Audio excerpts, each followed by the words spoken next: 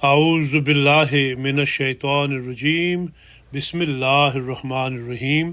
لجنہ اماء Switzerland کے زیر اہتمام 7 سالہ جشن تشکر منایا گیا۔ روزنامہ الفضل انٹرنیشنل بدھ 16 اگست 2023۔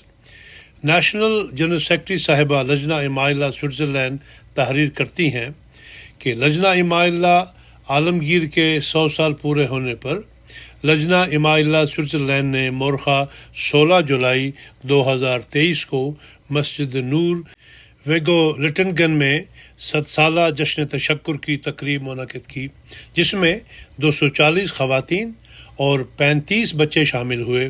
مقامی میڈیا کے نمائندگان کو بھی مدعو کیا گیا تھا۔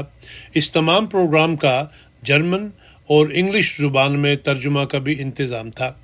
پروگرام کے آغاز میں تلاوت قرآن پاک، حدیث نبوی صلی اللہ علیہ وسلم اور منظوم کلام پیش کیا گیا۔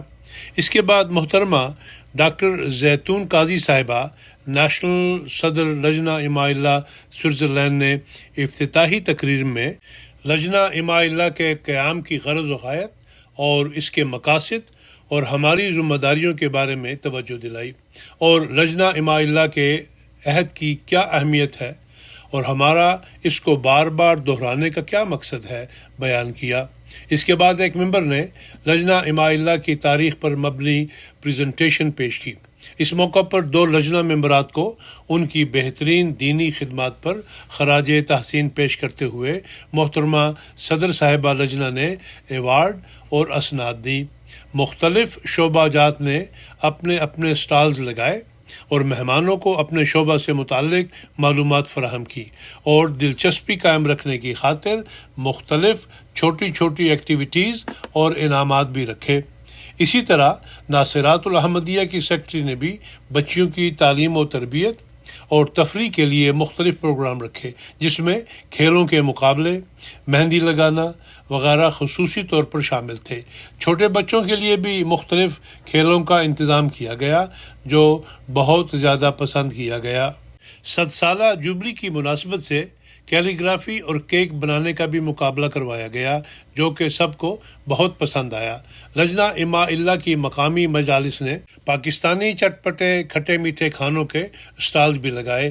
اسی دن شام کو مقامی ٹی وی ٹیلی ٹاپ نیوز نے 3.5 منٹ سے زائد کی رپورٹ پیش کی، جس میں چند ممبرات لجنہ کے لیے گئے انٹرویو بھی دکھائے گئے، جس سے جماعت کا پیغام کئی ہزار لوگوں تک پہنچا۔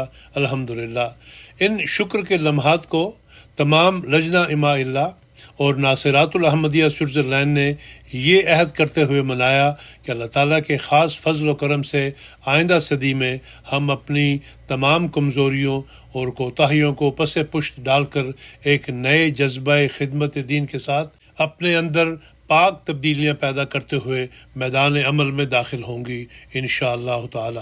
صباح الدین بٹ، نمائندہ روزنامہ الفضل انٹرنیشنل، سوئٹزرلینڈ۔